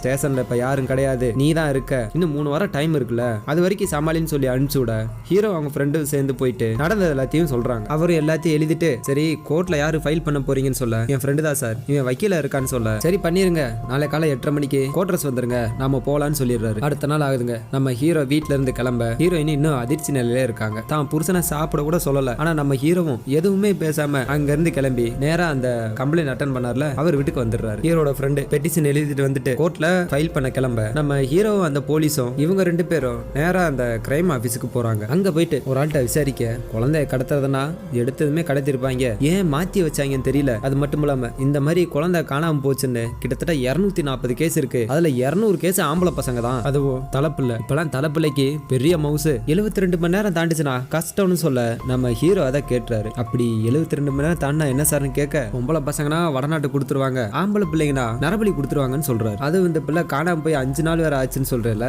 ரொம்ப கஷ்டம் தான் சொல்ல. அதை கேட்டதுமே நம்ம ஹீரோ மனசு உடைஞ்சு போயிட்டாரு. இவன் என்ன இப்படி ஃபீல் பண்ணிட்டு போறான், என்ன ட்ரைனிங்கானு கேட்க, யோ அந்த பிள்ளையோட அப்பனே அந்த பையன்தாயா, அவசரப்பட்டு ஒலிட்டேன்னு சொல்லிட்டு இவரு அங்கிருந்து கிளம்புறாரு. நம்ம ஹீரோ அழுதுகிட்டே வெளியே நடந்து வந்துகிட்டு இருக்காரு. தான் பொண்டாட்டிக்கு என்ன பதில் சொல்ல போறோம்னு தெரியல. பார்த்ததுக்கு நம்ம அப்பா வேற இப்படி சாப விட்டுருக்காரு, நம்மளால ஒண்ணுமே பண்ண முடியலன்னு சொல்லிட்டு ஒரு இடத்துல உட்காந்து செம்மையா அழுதுகிட்டு இருக்காரு. பின்னாடியே அந்த போலீஸும் வர, அவருக்கும் என்ன சொல்லி சமாதானப்படுத்துன்னு தெரியல. அந்த நேரம் பார்த்து அந்த போலீஸுக்கு ஒரு போன் வருது. அவரு இன்னைக்கு ஒரு ஏரியால நரவழி கொடுக்க போறாங்க அப்படின்ற மாதிரி சொல்றாரு. அந்த இடத்த கேட்டு தெரிஞ்சுக்கிட்டு நம்ம ஹீரோவும் அந்த போலீஸும் நேரா அந்த இடத்துக்கு போக பார்த்தா அந்த ஆள் சொன்ன மாதிரியே பூஜை எல்லாம் போட்டு குழந்தைய நடுவில் படுக்க வச்சிருக்காங்க. இவங்களுக்கு அந்த ஏரியா மட்டும்தான் தெரியும், எக்ஸாக்டா எந்த லொகேஷன் தெரியாது. அதனால ஹீரோ ஒரு இடமா தேடிக்கிட்டே இருக்க, ஒரு இடத்துல மட்டும் அந்த ஹோமகுண்டம் வளர்ப்பாங்கல்ல, அந்த புகையெல்லாம் வந்துகிட்டு இருக்கு. அதை பார்த்ததுமே ஹீரோ உள்ள போக பார்த்தா கரெக்டா குழந்தைய வெட்ட போறாங்க. அந்த நேரம் பார்த்து ஹீரோ உள்ள வந்து இருக்கிற எல்லாத்தையும் அடிச்சு போட்டுறாரு. ஹீரோ சண்டை போட்டுக்கிட்டு இருக்க நம்ம போலீஸ் வந்து அந்த குழந்தைய தூக்கிட்டு வெளியே வந்துடுறாங்க. ஒரு வழியா ஹீரோ எல்லாத்தையும் அடிச்சு போட்டுட்டு வெளியே வந்து பார்த்துட்டு அந்த குழந்தைய கையில வாங்க, இதுவாடா உன் குழந்தைன்னு கேட்க நம்ம ஹீரோ ஃபர்ஸ்ட் குழந்தைய சிரிச்சமா தான் வாங்குறாரு. ஆனா கொஞ்ச நேரம் அந்த குழந்தை மூஞ்சிய உத்து பார்த்துட்டே இருந்துட்டு எனக்கு தெரியல சார்னு சொல்லிட்டு அழுகுறாரு. இதுக்கப்புறம் அங்க மத்த போலீஸ் எல்லாம் வந்து இவங்களை அரெஸ்ட் பண்ணிட்டு போக நம்ம ஹீரோ அந்த குழந்தைய போட்டோ எடுத்துட்டு ஹீரோயின் கிட்ட வந்து கேக்குறாரு. ஆனா இது நம்ம குழந்தை இல்ல, இது ரொம்ப குண்டா இருக்குன்னு சொல்லிடுறாங்க. அதை கேட்ட அந்த போலீஸ் அதை எப்படிமா கரெக்டா சொல்றேன்னு கேட்க, நான் தான் குழந்தைய பார்த்தேல அப்படின்னு சொல்றாங்க. இல்லம்மா எந்த அடையாளமே இல்ல, அடையாளம் இல்லாத குழந்தைய கண்டுபிடிக்க ரொம்ப கஷ்டம், ஏதாச்சும் யோசிச்சு பாரு அப்படின்னு சொல்ல, இல்ல சார் குழந்தைய கொடுத்தாங்க, மடியில படுக்க போட்டாங்க, நான் பால் கொடுத்தேன், அப்புறம் எடுத்துட்டு போயிட்டாங்க, இவ்வளவுதான் நடந்துச்சுன்னு சொல்றாங்க. இதுக்கப்புறம் அங்க குழந்தைலாம் காணாம போயிருக்கும்ல, அந்த லிஸ்ட் எல்லாம் ஹீரோ வாங்கிட்டு ஒரு ஒரு இடமா விசாரிக்கிறாரு. ஒரு பக்கம் விசாரணை போய்கிட்டு இருக்க, இன்னொரு பக்கம் அங்கங்க குழந்தைங்க எல்லாம் குப்பத்தொட்டில கிடக்கு, ஒரு சில குழந்தைங்கலாம் செத்தே போயிருக்கு. ஒரு தடவையும் இந்த செத்து போன குழந்தையெல்லாம் பார்க்கும்போது நம்ம குழந்தைய இருக்கக்கூடாதுன்னு சொல்லிட்டு ஹீரோ ஃபீல் பண்ணிட்டு இருக்காரு. ஆனா அந்த போலீஸ் அசால்ட்டா எடுத்துட்டு வராரு. எப்படி சார் இப்படி இருக்கீங்கன்னு கேட்க, ஏயா 45 வருஷம் சர்வீஸியா, இது மாதிரி நான் நிறைய பார்த்திருக்கேன், சரி விடு நாளைக்கு காலைல பாத்துக்கலாம்னு சொல்லிடுறாரு. நம்ம போலீஸ் நேரா வீட்டுக்கு வர அவங்களோட ஒய்ஃப் இருக்காங்கல்ல, அவங்களும் கூட சேர்ந்து அந்த குழந்தை நினைச்சு ஃபீல் பண்ணிட்டு இருக்காங்க. ஆக்சுவலா இவங்களுக்கும் ஒரு குழந்தை இருந்திருக்கு போல, சின்ன வயசுல அவங்க செத்து போயிட்டாங்க, அதை போட்டோ பண்ணி மாலை போட்டு வச்சிருந்திருக்காங்க. அடுத்த நாள் ஆனதும் கோர்ட்ல கேஸ் நடக்குது. நம்ம ஹீரோவோட ஃப்ரெண்டு தான் வாதாடுறாரு. இந்த மாதிரி டிஎன்ஏ டெஸ்ட்லாம் எடுத்தார்ல, அதெல்லாம் எடுத்துட்டு வந்து காட்டுறாரு. ஆனா அந்த ஹாஸ்பிட்டல் சைட்ல இருந்து ஒரு வக்கீல் இருப்பார்ல, அவரு இது எப்படி சார் ப்ரூஃப் எல்லாம் எடுத்துக்கிறது, இந்த குழந்தை ஆனந்தோட குழந்தை தான் இல்ல, ஆனா திவ்யாவோட குழந்தையா இருக்கலாம்ல, ஆனந்துக்கு பிறக்காம வேற யாருக்காச்சும் பிறந்துருச்சுன்னு சொல்ல, அட்மிட் பண்ணதுல இருந்து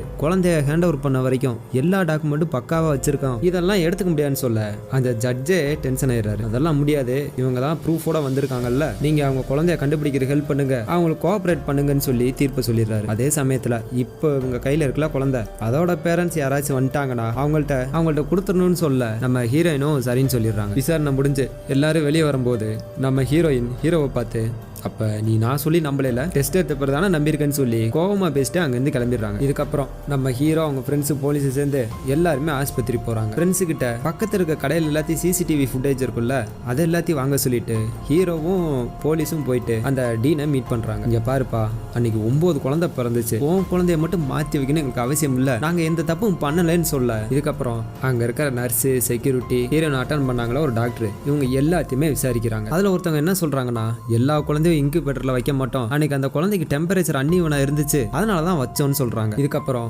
ஹீரோனை அட்டன் பண்ண டாக்டர்கிட்ட போய் விசாரிக்கிறாங்க. இவங்க அந்த டீனோட மக, சார் இப்ப எல்லாமே டிஜிட்டல் ஆயிருச்சு, குழந்தை பிறந்ததுமே அவங்க கையில டேக் போட்டு விட்டுருவோம், பத்தாவதுக்கு அவங்க அம்மா கையில டேக் போட்டுருவோம், அவங்கள பத்தின எல்லா டீடைலும் அதுல என்ட்ரி பண்ணி வச்சிருவோம், இதை வச்சா அவங்கள ட்ராக் பண்ணுவோம்னு சொல்றாங்க. அப்ப நம்ம ஹீரோ, குழந்தைய 8 மணிக்கு வெளியே எடுத்தீங்க, 8:35க்கு அம்மா கிட்ட காட்டியிருக்கீங்க, ஆனா எங்க கிட்ட 8:45 தானே காட்டினீங்க, இதுக்கு இவ்வளவு டைம் எடுக்குமான்னு கேட்க அவங்களும் ஆமான்னு சொல்றாங்க. இவங்களுக்கு என்ன பண்றேன்னே தெரியல. அதனால அந்த ஆஸ்பத்திரியில் அன்னைக்கு உண்டான ஃபுட்டேஜ் எல்லாம் எடுத்துட்டு இவங்களோட ஆஃபீஸ்க்கு காப்பி பண்ணிட்டு வந்துட்டாங்க. இதுக்கப்புறம் அந்த போலீஸ் ஒரு ஐடியா பண்றாரு, இந்த மாதிரி விஷயம் பண்றானுங்கன்னா ஜெயில இருந்து எவனாச்சும் ஒருத்தவங்க கூட வந்து பண்ணிருக்கலாம், அதனால நம்மளுக்கு தெரிஞ்சவன்ட்ட ஒருத்தன் போய் விசாரிக்கலாம்னு சொல்லிட்டு ஒரு கைதியை மீட் பண்றாங்க. அந்த ஆளு ஒரு மாதிரி பேசுறான், ஆனா குழந்தை கடத்துற மேட்டர்லாம் எதுவும் வரல, ஒரு கொலை மேட்டர் வேணா வந்துச்சு, பெரிய இடம்னு சொல்ல, கொஞ்சம் விசாரிச்சு சொல்லுப்பா, பையன் நம்ம ஏரியா பையன், குழந்தை காணாம போய் 1 வாரம் ஆச்சு, கேட்டு சொல்லு, நான் கொஞ்ச நாள் கழிச்சு வரேன்னு சொல்ல, சரி சார் என் பொண்டாட்டி என்ன வந்து பார்த்து 3 மாசம் ஆச்சு, அவள்கிட்ட கொஞ்சம் பேசுறீங்களான்னு சொல்ல அவரும் சரின்னு சொல்லிட்டு வெளியே வராரு. இவ ஏன் ஒரு மாதிரி பேசினார்னா, ஆக்சுவலா இவரோட பொண்டாட்டி வந்து இந்த ஆளோட ஃப்ரெண்டு கூட 1 மணி நேரம் இருந்திருக்காங்க, அதை இந்த ஆள் பார்த்ததுனால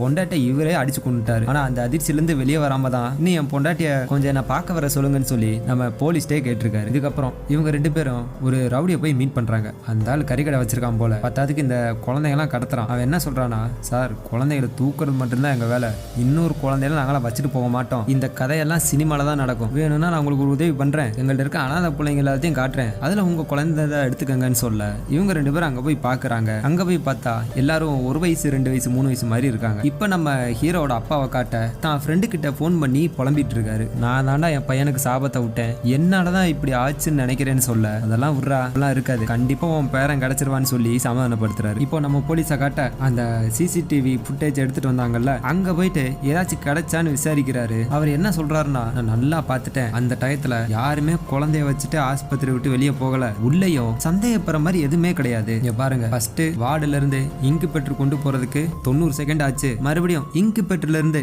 கீழே வரதுக்கு ஒரு 20 செகண்ட் தான் கூட ஆயிருக்கு. இதை நம்ம பிளைண்ட் ஸ்பாட்டா எடுத்துக்க முடியாது. சொல்ல மாட்டேல, ரீசெண்டா பிளைண்ட் ஸ்பாட் படமும் பார்த்தீங்க, அந்த ஸ்டோரி வேணும்னா கேளுங்க, கண்டிப்பா அதையும் போட்டுடலாம். இந்த 20 செகண்ட்லாம் அக்செப்ட் பண்ணிக்கிற டியூரேஷன் தான். அவங்களோட பாடி லாங்குவேஜ், கலரு எல்லாம் மேட்சா தான் இருக்கு. குழந்தை மிஸ் ஆகிறதுக்கு வாய்ப்பே இல்லைன்னு சொல்றாங்க. அதே மீறி யாராச்சும் ஒருத்தன் கடத்தணும்னா க்ளோஸ் கான்டாக்ட்ல தான் கடத்திருக்கணும் அப்படின்ற மாதிரி சொல்றாரு. அதை கேட்ட நம்ம போலீஸ் என்னென்னமோ சொல்ற, நான் வேலைக்கு வரப்ப இதெல்லாம் கிடையாது, கண்ணு தான் கேமரா, மூளை தான் ஹார்டிஸ்க்னு சொல்றாரு. சரின்னு சொல்லிட்டு அவர் அங்க இருந்து கிளம்ப திடீர்னு என்னத்தையோ யோசிக்கிறாரு. அப்படியே நம்ம ஹீரோவை காட்டுறாங்க. நம்ம ஹீரோ ஒரு ஆஸ்பத்திரியில போயிட்டு இங்க ஏதாச்சும் குழந்தை காணாம போயிச்சான்னு சொல்லி விசாரிச்சுக்கிட்டு இருக்காரு. அந்த நேரத்துல அந்த கடத்தல்கார கிளவி இருக்குல்ல, அது கட்டப்பையோட அங்க வருது, கையில ஒரு குழந்தையோட வருது. நம்ம ஹீரோ ஒரு இடத்துல உட்காந்துருப்பாரு, இதுவும் அங்க வந்து உட்காந்துக்கிட்டு ஹீரோ கிட்டே தண்ணி வாங்கி குடிக்குது. அதை குடிச்சு முடிச்சுட்டு அது அங்க இருந்து கிளம்புது. ஃபர்ஸ்ட் ஒரு கட்டப்பை எடுக்க இன்னொரு கட்டப்பையை நம்ம ஹீரோ எடுத்து கொடுக்குறாரு. ஆனா உள்ள குழந்தை இருக்கிறத அவரு கவனிக்கல. அந்த கிளவியும் கொஞ்சம் கொஞ்சமா அங்க இருந்து போக திடீர்னு ஹீரோவுக்கு ஒரு சந்தேகம் வருது. ஏன்னா அந்த கட்டப்பை இவ்வளவு வெயிட்டா இருக்கு, இதுல வெறும் ஸ்நாக்ஸ் மட்டும் தானே இருக்குன்னு சொல்லிட்டு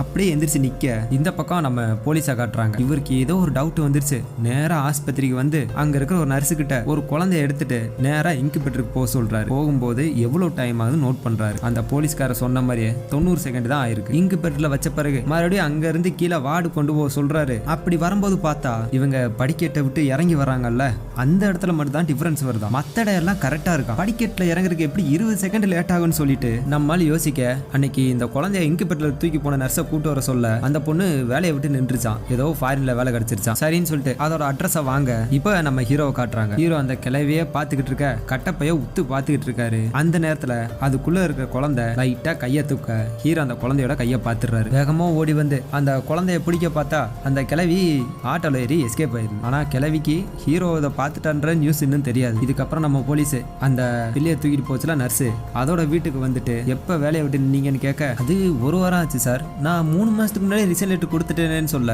அவர் அதை கேட்டுட்டு சரி நாளைக்கு ஆஸ்பத்திரி வந்துட்டு போங்கன்னு சொல்லிட்டு அங்க இருந்து கிளம்பிடுறாரு. இப்ப அந்த கிளவியை காட்ட அது ஆட்டோல இருந்து இறங்கி நேரா வீட்டுக்கு போய்கிட்டு இருக்கு. பார்த்தா நம்ம ஹீரோவும் பின்னாடியே ஃபாலோ பண்ணிட்டே வந்திருக்காரு. ஆனா அதை பிடிக்காம அது என்னதான் பண்ணுதுன்னு பார்க்கலான்னு சொல்லிட்டு பின்னாடியே ஃபாலோ பண்ணிட்டு போய் ஒரு இடத்துல வெயிட் பண்றாரு. இது வீட்டுக்குள்ள குழந்தையோட போன பிறகு கொஞ்ச நேரம் கழிச்சு இன்னொருத்தி அந்த வீட்டுக்குள்ள போறான். உள்ள போயிட்டு அந்த குழந்தைய இவனும் எடுத்துட்டு போறான் கட்டப்பையோட. இது எல்லாத்தையும் பார்த்துட்டு நம்ம ஹீரோ இப்ப அவனை ஃபாலோ பண்ணி போயிட்டு இருக்காரு. அப்படி போகும்போது அந்த போலீஸுக்கும் இன்ஃபார்ம் பண்ணி விட அவர் லொகேஷன் இப்ப சொல்லிட்டு நான் போலீஸோட வரேன்னு சொல்லிட்டு நேரா போய் இன்ஸ்பெக்டரை மீட் பண்றாரு. அவரு நிறைய போலீஸ் போர்ஸை கேட்க, இப்பெல்லாம் ஆள் இல்ல, வேணா ஸ்டேஷன்ல இருந்து ஒரு 4 பேரை கூப்பிட்டு போய்க்க, வேணும்னா துப்பாக்கியும் எடுத்துக்கன்னு சொல்ல அவரும் சரின்னு சொல்லிட்டு அங்க இருந்து கிளம்பிடுறாரு. எப்பயும் போனதாங்க ஒரு பழைய பில்டிங் போறான். அங்க போயிட்டு குழந்தைய ஒரு இடத்துல வச்சுட்டு அவனோட கூட்டாளி கூட உட்காந்து தண்ணி அடிச்சுட்டு கிடக்கான். கொஞ்ச நேரம் அப்படியே வெயிட் பண்ண போலீஸும் அந்த இடத்துக்கு வந்துடுறாங்க. வந்து மெதுவா ஒரு ஃப்ளோரா ஏறி வந்துகிட்டு இருக்க நம்ம ஹீரோ தான் ஆல்ரெடி அங்க இருக்காருல்ல, அதனால குழந்தைய எப்படியாச்சும் எடுத்துடலான்னு சொல்லிட்டு இவர் நைஸா போய் எடுக்கலான்னு பாப்பாரு. ஆனா அவங்க பாத்துருவாங்க. வழக்கம் போல சண்டை நடக்குதுங்க. ஹீரோ எல்லாத்தையும் அடிச்சு போட்டுறாரு. போலீஸும் வந்து எல்லாத்தையும் லாக் பண்ண குழந்தைய காப்பாத்திடுறாங்க. அவனை அங்கேயே வச்சு இந்த குழந்தையெல்லாம் எங்க எடுத்துட்டு போறீங்கன்னு கேட்க அவன் எதுவுமே பதில் சொல்ல மாட்டான். அந்த நேரத்துல அந்த குழந்தை கேட்ட பார்ட்டி போன் அடிக்க அவனுக்கு தூக்கி வாரி போட்டுச்சு. இப்ப என்ன பிளான் பண்றாங்கன்னா, அவன் கிட்ட குழந்தைய கொடுக்குற மாதிரி போயிட்டு அந்த ஆளை லாக் பண்ணிடலான்னு சொல்லி பிளான் பண்ண இவங்க நினைச்ச மாதிரியே அந்த ஆளு கார் எடுத்துட்டு அங்க வந்துடுறான். இவன் கையில குழந்தை இல்லாம வெறும் துணியை மட்டும் வச்சுட்டு அந்த ஆள் கிட்ட கொடுக்க போக ஒரு கட்டத்துல அந்த துணியை தூக்கி போட்டு இங்க இருந்து தப்பிச்சிரியான்னு சொல்ல அவனு கார் எடுத்துட்டு கிளம்ப பாக்குறான். அந்த நேரம் பார்த்து போலீஸ் வந்து லாக் பண்ணிடுறாங்க. யாருன்னு பார்த்தா நம்ம போஸ் இருக்கார்ல அவர். இப்ப இவங்க 2 பேருமே போலீஸ் ஸ்டேஷன் கூட்டு போகாம ஒரு லாட்ஜ்ல ரூமை போட்டு அடைச்சு வச்சிட்டாங்க. நம்ம போஸ் என்ன சொல்றாருன்னா, எனக்கு குழந்தை இல்ல சார், ஏதாச்சும் ஒரு குழந்தை ஏற்பாடு பண்ண சொன்னேன், மத்தபடி நான் குழந்தை கடத்தலாம் இல்லைன்னு சொல்ல. யார் நீயா? உன் பேரு மூர்த்தி, உனக்கு 2 பெண் குழந்தைங்க வேற இருக்கு, நீ சொந்தமா நர்சிங் ஏஜென்சி வேற வச்சிருக்க, நீ ஃபாரினுக்கும் ஆளுகளை அனுப்புறேன்னு சொல்ல இந்த ஆளுக்கு இப்ப தூக்கி வாரி போட்டுருச்சு. இவங்களை மட்டும் இல்லாம இல்லாம அந்த கிளவி இந்த பிள்ளைய தூக்கிட்டு போச்சுல நர்ஸ், இவங்க எல்லாத்தையும் அதே ஹோட்டல்ல வச்சு தனித்தனி ரூம்ல வச்சு விசாரிச்சுக்கிட்டு இருக்காங்க. அதுலயும் அந்த கிளவி சரியான ராங்கியா இருக்கும் போல. இங்க பாரு, 8 வயசுல இருந்து தொழில் பண்றேன், என்னாலலாம் யாரையும் காட்டி கொடுக்க முடியாதுன்னு சொல்லுது. உனக்கு ஒண்ணு தெரியுமா, தெருவுல அனாதையா குழந்தைய வச்சுட்டு போயிருவாங்க. அந்த மாதிரி குழந்தைலாம் என்னால இப்ப எத்தனை பெரிய வீட்டுல வாழ்ந்துகிட்டு இருக்கு தெரியுமா. அதே சமயத்துல அந்த நர்ஸ் இருக்குல்ல, பிள்ளைய தூக்கிட்டு போனவ, அவளை விசாரிக்க இப்பதாங்க மிகப்பெரிய ட்விஸ்ட சொல்றாங்க. ஆக்சுவலா அந்த நர்ஸ் வந்து ட்வின்ஸா. இந்த விஷயம் அந்த ஆஸ்பத்திரியில டீன் இருக்காங்கல்ல, அவங்களுக்கு கூட தெரியாதான். இந்த போஸ் இருக்கார்ல, அந்த ஆளு தான் இந்த ஆஸ்பத்திரியில சேர்த்து விட்டு இருந்திருக்காரு. கொஞ்ச நேரத்துக்கு முன்னாடி நம்ம போலீஸ் அந்த வீட்டுல வந்து விசாரிப்பாங்கல்ல, அப்ப அட்டன் பண்ணது அந்த நர்ஸோட அக்கா காரியம். அவளுக்கு நெத்தில லைட்டா தழும்பு இருக்கும், ஆனா நர்ஸுக்கு அந்த தழும்பு இருக்காது. இதை நம்மளால நோட் பண்ணிருப்பாரு. அவர் சொல்லுவார்ல, கண்ணு தான் கேமரான்னு சொல்லி. அதனால அங்க இருந்து வெளியே போகாம ஒரு ஓரமா ஒளிஞ்சு நின்று பார்த்திருப்பாரு. இவர் போயிட்டாங்கன்னு நினைச்சு அந்த தங்கச்சிக்காரி நர்ஸ் வீட்டுல இருந்து வெளியே வந்துருவா. இதை அவர் பார்த்துருவாரு. கண்டிப்பா இவதான் மாட்டிருப்பான்னு நினைச்சு கரெக்டா தங்கச்சிக்காரையே தூக்கிட்டு வந்துட்டாரு. இப்ப அந்த அக்கா காரியம் அதே இடத்துக்கு வந்துட இவங்க அழுதுகிட்டே உண்மை எல்லாத்தையும் சொல்லிடுறாங்க. இந்த வேலையை செஞ்சு முடிச்சா என்னைய ஃபாரினுக்கு அனுப்புறேன்னு சொன்னாங்க, அதனாலதான் பண்ணேன்னு சொல்ல இவரு அந்த போஸோட போட்டோவை காட்டுறாரு. காட்டினதும் இவர் தான் சொல்லிடுறாங்க. இதை எப்படி கன்ஃபார்ம் பண்ணாங்கன்னா, அந்த கிளவி இருக்குல்ல, அன்னைக்கு நான் குழந்தை எடுக்கல கொடுத்தேன்னு சொல்லுது.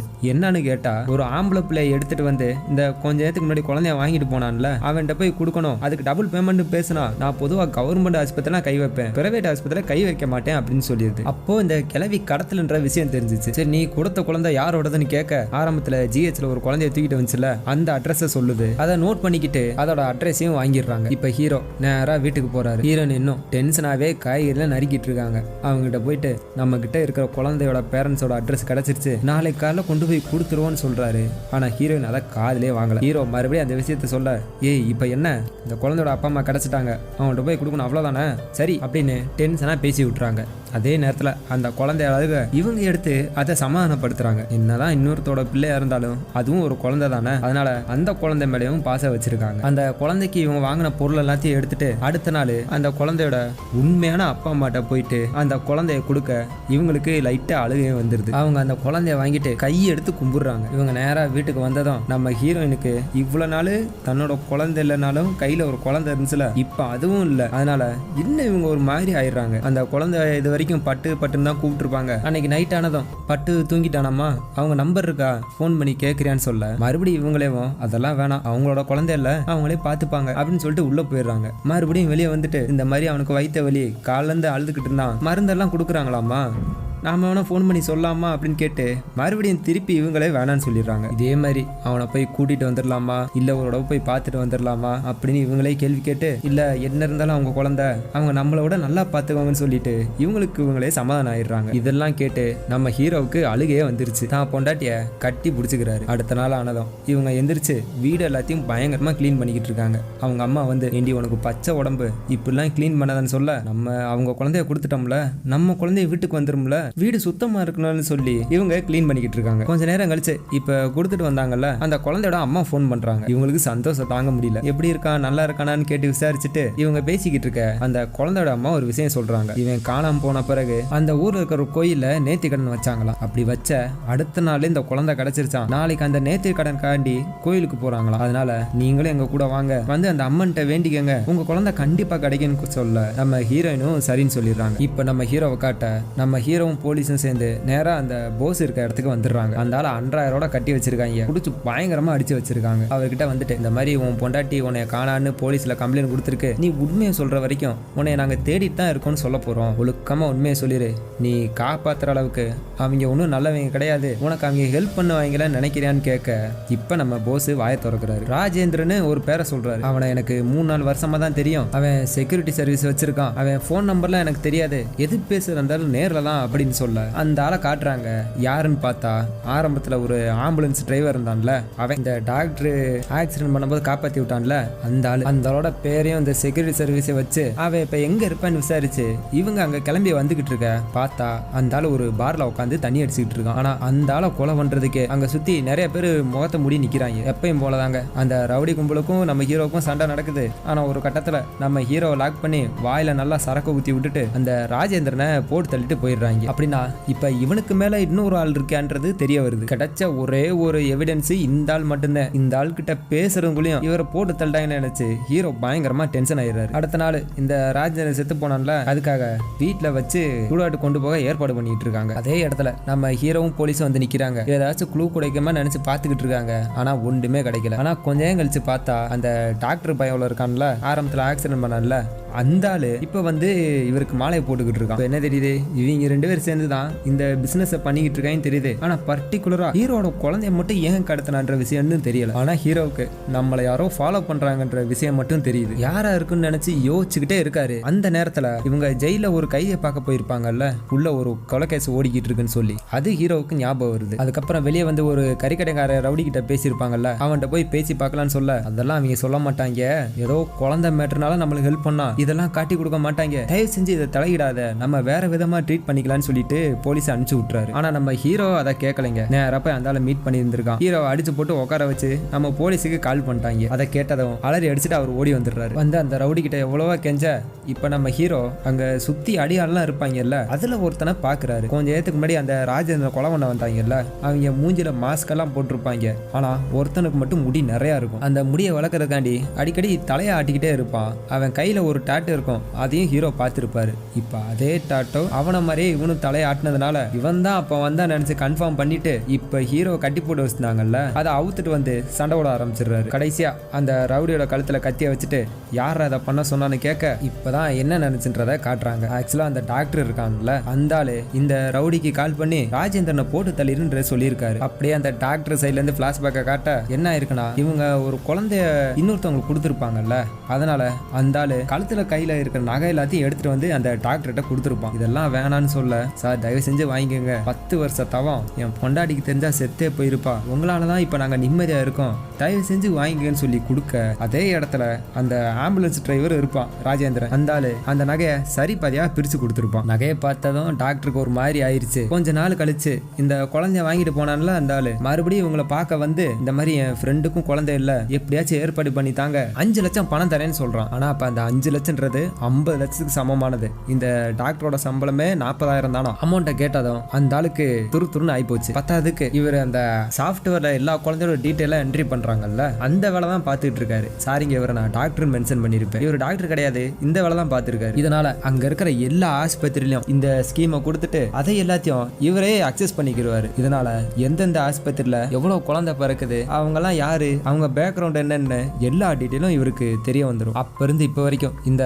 குழந்தைய கடத்துற பிசினஸ் எல்லாம் இவங்க 2 பேரும் சேர்ந்து பண்ணிட்டு இருக்காங்க. சரி, குழந்தை எல்லாத்தையும் கடத்தியாச்சு, அதை எங்க வச்சு கொடுக்கறது, யாருக்காச்சும் டவுட் வந்துச்சுனான்னு கேட்க இவங்க அந்த ஊர்ல இருக்க கோயிலை சூஸ் பண்ணிடுறாங்க. அப்படி கோயில வந்து குழந்தைய வாங்கும் போது அந்த குழந்தைய வாங்கினவங்க இந்த ஆளோட காலிலே வந்து விழுகுறாங்க. வரா சாமிக்கு அடுத்து நம்ம காலில் வந்து விழுகிறாளேன்னு சொல்லி இந்த ஆளுக்கு இப்ப ஆசையெல்லாம் அதிகமாகி போச்சு. நாளாக இப்ப குழந்தை இல்லாதவங்க எண்ணிக்கையெல்லாம் அதிகமாயிடுச்சுல, அதை பயன்படுத்தி இவங்க செம்மையா பிசினஸ் பண்ணிட்டு இருக்காங்க. அது போக ஒரு குழந்தைய தத்தெடுக்கணும்னா நிறைய ப்ரொசீஜர் இருக்கான், வருஷ கணக்கு ஆகுமா. இதனால இவங்களால ஈஸியா பண்ண முடிஞ்சிருச்சு. இதுக்கப்புறம் ஒரு ஆள் வந்து குழந்தை எங்களோட ஜாதியா இருக்கணும்னு வேற கேட்டு வரான். ஏன்டா அப்படின்னு கேட்டா, குழந்தைய நாங்க தொட்டு தூக்கணும்ல, என்ன இருந்தாலும் எங்க வீட்டு தான் வளரும், 50 லட்சம் தரேன்னு சொல்ல இவனுக்கு தூக்கி வாரி போட்டுருச்சு. இதனால ஒரு டீமை ஃபார்ம் பண்றான், ஒருத்தருக்கு ஒருத்தர் தெரியாத மாதிரி பாத்துக்கிறான். நல்லா காசு பார்த்துட்டானுங்க. அந்த பணத்தை வச்சுதான் ராஜேந்திரன் வந்து செக்யூரிட்டி கம்பெனி வச்சானா, இந்த ஆளு ஒரு கிளவுட் கம்ப்யூட்டர் சர்வீஸ் ஆரம்பிச்சாராம். ஒரு கட்டத்துல ஒரு ஃபாரின் காரங்க வந்திருக்காங்க, ஆனா இந்திய வம்சாவளி. வழக்கம் போல கோயில வந்து மீட்டிங்க போறாங்க. அந்த பார்ட்டி என்ன கேட்கிறாங்கன்னா, ஒரு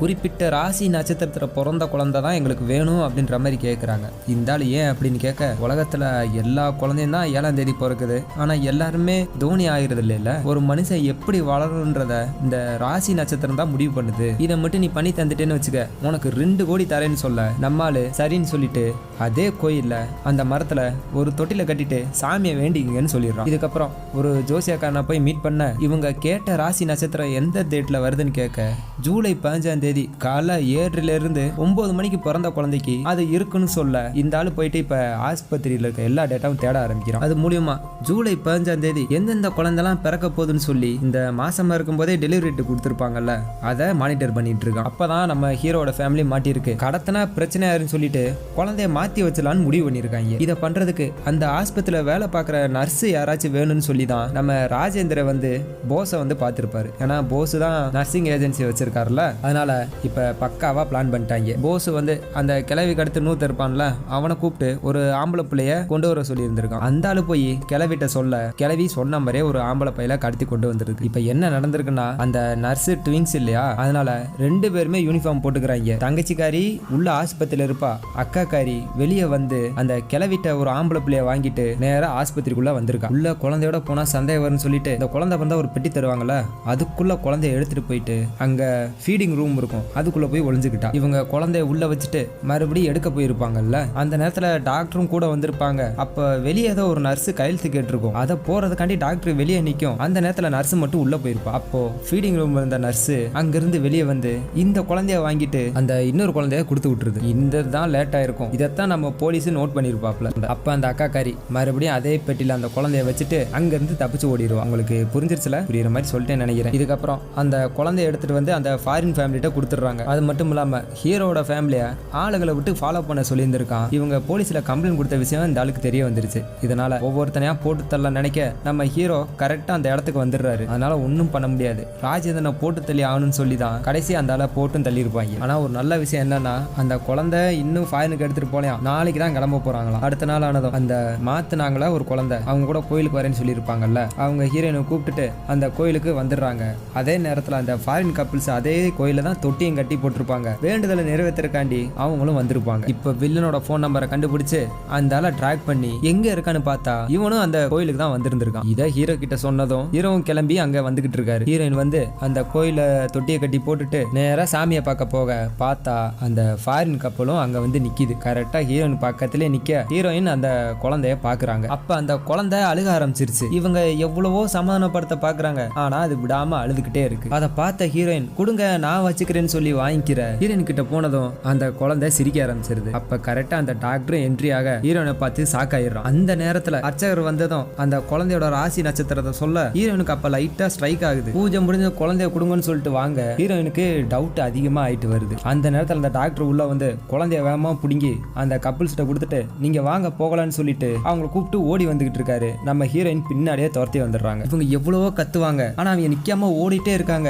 ஒரு கட்டத்துல ஹீரோ ஆப்போசிட்ல இருந்து வந்ததும் ஹீரோயின் அந்த கோயில பார்த்ததும் ஹீரோயின் கட்டி பிடிச்சிடறாங்க. அது நம்ம பாப்பா அப்படின்னு சொல்ல அவ்வளவுதாங்க. ஹீரோ வேகமா ஓடி போய் அந்த காரை நிப்பாட்டி குழந்தைய வெளியே எடுத்துடுறாரு. ஆனா அவங்களுக்கு இந்த பவுன்ஸ் எல்லாம் இருப்பாங்க, அவங்க எல்லாம் சண்டை போடுவாங்க. வழக்கம் போல ஹீரோ எல்லாத்தையும் அடிச்சு போட்டுருவாரு. கடைசியா அந்த குழந்தைய வாங்கி நம்ம ஹீரோனோட கையில கொடுப்பாங்க பாருங்க. நீங்க குழந்தை பெத்திருந்தீங்கன்னு வச்சுங்களேன், அந்த ஃபீலிங்கும் உங்களால நல்லா பார்க்க முடியும். அந்த நேரத்துல திடீர்னு ஒரு ஆள் வந்து வில்லனை கத்தியால குத்திடுறான். யாருன்னு பார்த்தா இந்த ராஜேந்திரன் இருக்கான்ல, அவனோட பையன். இவனுக்கு அப்புறம் இந்த விஷயம் தெரியணும்னு பார்த்தா ராஜேந்திரன் செத்த பிறகு பையனை வழக்கம் போல அதே ஹோட்டல்ல ஒரு ரூம்ல கட்டி போட்டு உட்கார வச்சிருப்பாங்க. நம்ம அதர்வாவும் போலீஸும் பேசிக்கிருப்பாங்கல்ல, அதை இவன் கேட்டுடுறான். தான் அப்பனே கொன்னதுனால இந்த ஆளை போட்டு தள்ளுன்னு சொல்லி வந்து கொண்டு விட்டு போயிட்டான். டாக்டர் ரத்த வெள்ளத்துல படுத்து கிடக்கான். அப்ப அவனுக்கு ஒரு விஷயம் ஞாபகம் வருது. ஆரம்பத்துல சொல்லியிருப்பான்ல, தப்பு பண்ணா தப்பிக்க முடியாது, தண்டனை லேட்டா கிடைக்கணும்னு சொல்லி அந்த விஷயம் ஞாபகம் வருது. அப்படியே படத்தையே முடிக்கிறாங்க. சரிங்க, வீடியோ பிடிச்சிருந்தா மறக்காம சப்ஸ்கிரைப் பண்ணிருங்க.